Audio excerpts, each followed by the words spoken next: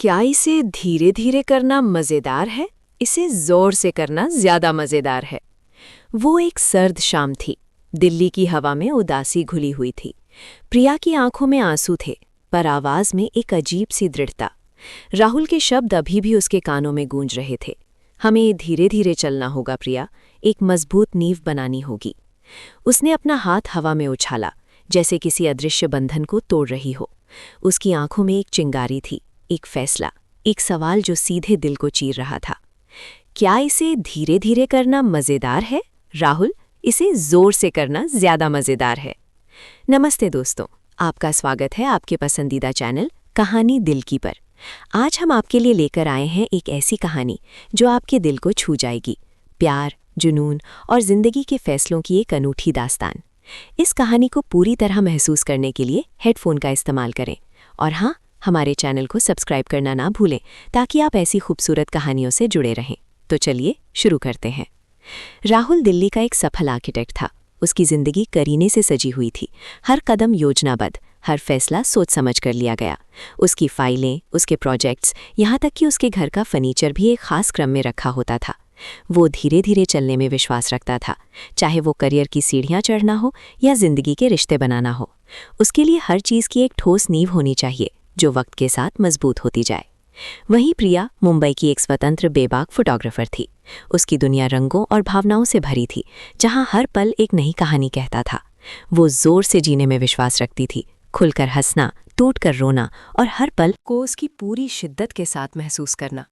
उसके लिए कैमरे का लेंस सिर्फ तस्वीर नहीं कैद करता था, बल्कि उस पल की आत्मा को भी पकड़ता था। उसकी जिंदगी किसी बहती नदी की तरह थी, जो हर मोड़ पर कुछ नया सीखती, कुछ नया बनाती। उनकी मुलाकात दिल्ली में एक आर्ट गैलरी के उद्घाटन में हुई। राहुल अपने सधे हुए सूट में गैलरी की बनावट, उसकी लाइटिंग, उसके वास्तुशिल्प पर अपनी राय दे रहा था। प्रिया अपनी रंगीन स्कर्ट और बेतरतीब बालों में लोगों के चेहरों पर उतरते भावों को अपने कैमरे में कैद कर रही थी। ये गैलरी का डिज़ाइन बहुत शानदार है, राहुल ने पास खड़ी एक महिला से कहा। हर चीज़ इतनी सटीक है, इतनी व्यवस्थित। ठीक उसी पल प्रिया का कैमरा क्लिक हुआ। उसने राहुल की तरफ देखा। उसकी आंखों में एक हल्की सी मुस्कान थी। व्यवस्थित होना अच्छी बात है, पर कभी-कभी अव्यवस्था में भी सुंदरता होती है, नहीं? उसने कहा। उसकी आवाज़ में हल्की सी चुनौती थी। राहुल ने पलटकर देखा। प्रिया की आंखें किसी गहरे समंदर जैसी थीं, जिनमें हजार कहानियां तैर रही थीं। कला में शायद, पर जिंदगी में व्यवस्था ही सुकून देती है। प्रिया हंसी।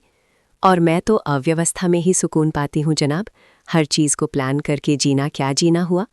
ये उनकी पहली बहस थी और ये सिर्फ शुरुआत थी। राहुल को प्रिया की बेबाकी आकर्षित कर रही थी, जबकि प्रिया को राहुल की संयमित शख्सियत में एक अजीब सी गहराई दिख रही थी। वे फिर मिले और फिर मिलने लगे। उनकी मुलाकातें बहस से शुरू होती और कॉफ़ी के कपों पर ख़त्म होती, जहाँ वे एक दूसरे की दुनिया को समझने की कोशिश करते। राहुल प्रिया को दिल्ली के ऐतिहासिक स्मारक दिखाने ले गया। कुतुब मीनार की ऊंचाई, हुमायूं के मकबरे की भव्यता, लाल किले की मजबूत दीवारें। वो उसे इन इमारतों के निर्माण की कहानियां बताता, कैसे एक एक पत्थर को धीरे धीरे जोड़कर एक महान संरचना खड़ी की गई। देखो प्रिया, यही तो जिंदगी है, धीरे धीरे, सलीके से, एक मजबूत बुनियाद पर। प्रिया उसे पुरानी दिल्ली की तंग गलियों में ले जाती, जहां जिंदगी अपनी पूरी रफ्तार से भाग रही थी। चांदनी चौक की भीड़, पराठे वाली गली की खुशबू, दरियागंज के पुस्तक बाजार की चहल पहल। वो अपने कैमरे में इन जीवंत पलों को कैद करती, लोगों के चेहरों पर खुशी, चिंता, उम्मीद के रंग भरती। राहुल, ये पल देखो, ये धीरे धीरे नहीं जिए जाते, ये जोर से महसूस किए जाते हैं। जिंदगी हर मोड़ पर अचानक कुछ नया दिखाती है, उसे पकड़ना होता है। उनके विचार भले ही अलग थे, पर उनके दिल एक दूसरे की तरफ खिंच रहे थे। राहुल को प्रिया की जिंदगी जीने की तीव्र इच्छा भाने लगी थी, और प्रिया को राहुल की स्थिरता में एक नया सुकून मिल रहा था। वो उसके साथ अपनी छोटी छोटी लापरवाहियां साझा करती, और वो अपनी बड़ी बड़ी योजनाओं में उसे शामिल करने लगा। रातें लंबी होने लगीं, जहां वे एक दूसरे की बाहों में होते, चांदनी रात में दिल्ली के किसी छत पर बैठे अपने सपनों की बातें करते। एक शाम राहुल ने प्रिया के हाथ में हाथ डालकर कहा, प्रिया, मैं तुम्हारे साथ अपनी जिंदगी बनाना चाहता हूँ।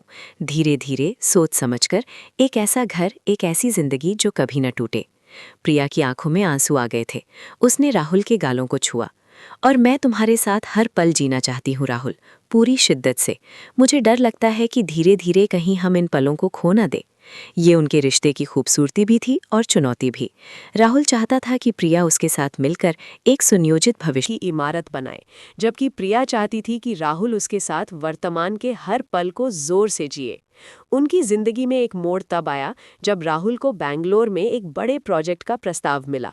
ये उसके करियर का सबसे बड़ा अवसर था, एक ऐसा प्रोजेक्ट जिसे पूरा करने में कम से कम 2 साल लगने थे।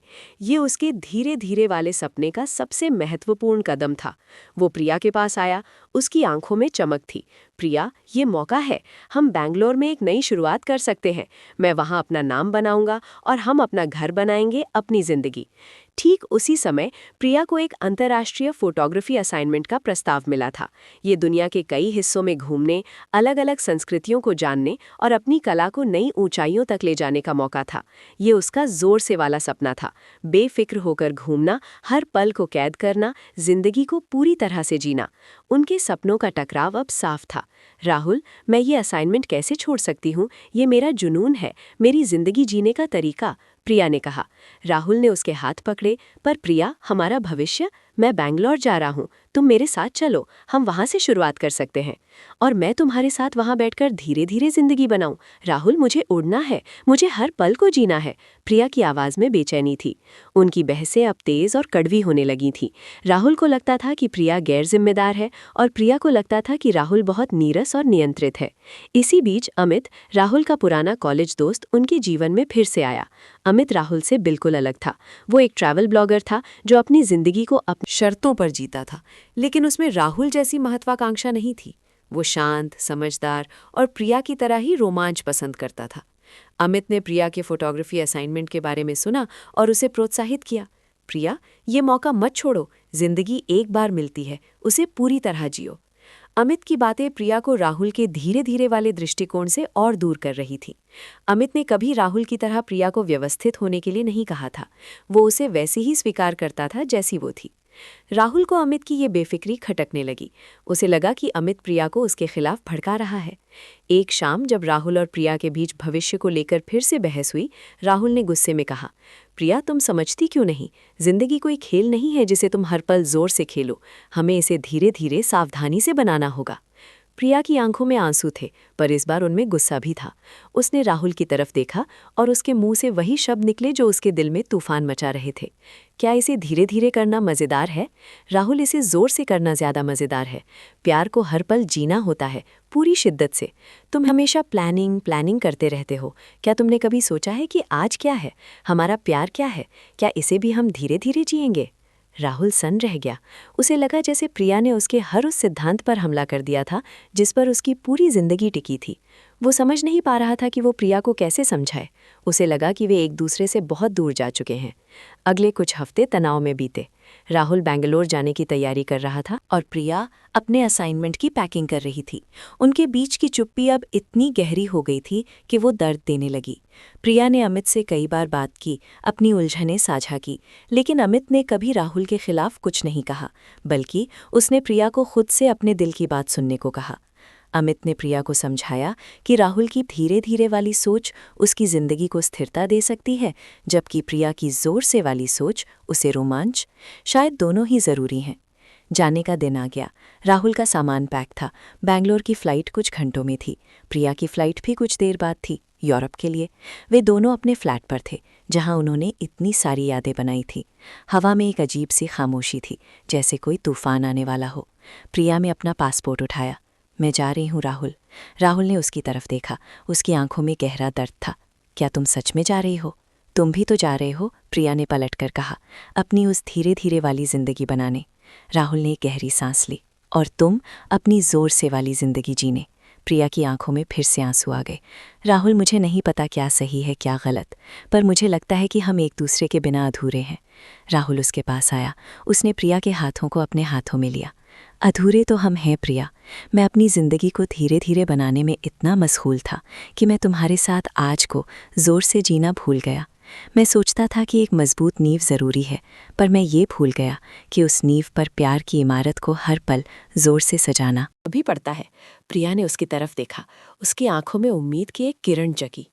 मैं अपनी जिंदगी को व्यवस्थित रखना चाहता था, राहुल ने जारी रखा, पर तुम्हारे बिना वो व्यवस्था भी अधूरी है। तुमने मुझे सिखाया है कि जिंदगी सिर्फ प्लानिंग नहीं है, ये दिल की धड़कन है, ये हर पल को महसूस करना है। और हमारा प्यार धीरे धीरे चलने के लिए नहीं बना है प्रिया, हमारा प्यार जोर से जीने के लिए बना है। राहुल ने गहरी सांस ली, फिर उसके चेहरे पर एक दृढ़ मुस्कान आई। मैंने बैंगलोर प्रोजेक्ट के लिए एक नया प्रस्ताव भेजा है। मैंने उन्हें बताया है कि मैं 1 साल के लिए एक रिमोट टीम लीडर के तौर पर काम कर सकता हूँ और उसके बाद ही पूरी तरह से बैंगलोर शिफ्ट हो सकता हूँ। ये मुझे तुम्हारे साथ तुम्हारे असाइनमेंट पर कुछ समय बिताने का मौका देगा। मैं तुम्हारे साथ दुनिया देखना चाहता हूँ प्रिया, तुम्हारे कैमरे के लेंस से। मैं तुम्हारे साथ हर पल को जोर से जीना चाहता हूँ। प्रिया की आंखों से खुशी के आंसू बह निकले। उसने राहुल को कसकर गले लगा लिया। राहुल, तुम सच में बदल गए हो। नहीं प्रिया, राहुल ने उसके बालों को सहलाते हुए कहा। मैं सिर्फ ये समझ गया हूँ कि धीरे धीरे चलने का मतलब ये नहीं कि हम जोर से जीना छोड़ दें, और जोर से जीने का मतलब ये नहीं कि हम भविष्य की परवाह ना करें। हम दोनों एक साथ चल सकते हैं। हम एक ऐसी जिंदगी बनाएंगे जहाँ हमारी नींव मजबूत हो, पर उस पर बनी इमारत में हर पल जोर से खुशी, प्यार और जुनून हो। उस दिन राहुल ने अपनी जिंदगी का सबसे बड़ा फैसला लिया। उसने अपने धीरे धीरे वाले सिद्धांतों में प्रिया के जोर से वाले जुनून को शामिल किया। वे दोनों अपनी अपनी फ्लाइट पर नहीं गए। उन्होंने अपनी यात्रा वहीं से शुरू की जहां वे एक दूसरे को मिले थे, दिल्ली की उन गलियों से, उन स्मारकों से जहां उनके प्यार की नींव रखी गई थी। उन्होंने मिलकर एक योजना बनाई। प्रिया अपने असाइनमेंट पर गई और राहुल ने अपने रिमोट वर्क के साथ उसे सपोर्ट किया। वे दुनिया के अलग अलग कोनों में मिलते, कभी कोलकाता की कला और संस्कृति को एक्सप्लोर करते, कभी बेंगलोर की टेक सिटी में अपने भविष्य की योजना बनाते, कभी मुंबई की बारिश में एक दूसरे के प्यार में भीगते। राहुल ने प्रिया के साथ अपनी जिंदगी को जोर से जीना सीख लिया था और प्रिया ने राहुल की स्थिरता में एक खूबसूरत संतुलन पाया था। उनका प्यार अब धीरे धीरे भी चल रहा था और जोर से भी जिया जा रहा था, क्योंकि उन्होंने सीख लिया था कि सबसे मज़ेदार बात ये नहीं है कि इसे धीरे धीरे किया जाए या जोर से, बल्कि ये है कि इसे एक साथ पूरी शिद्दत से किया जाए। तो दोस्तों, कैसी लगी आपको राहुल और प्रिया की ये अनोखी प्रेम कहानी? क्या आपने भी कभी अपनी ज़िंदगी में धीरे धीरे और जोर से के बीच का संतुलन पाया है? हमें कमेंट्स में ज़रूर बताइए। अगर आपको ये कहानी पसंद आई हो तो इसे लाइक करें, अपने दोस्तों और परिवार के साथ शेयर करें, और ऐसे ही और खूबसूरत कहानियों के लिए हमारे चैनल कहानी दिल की को सब्सक्राइब करना ना भूलें। मिलते हैं अगली कहानी में। अपना ख्याल रखें।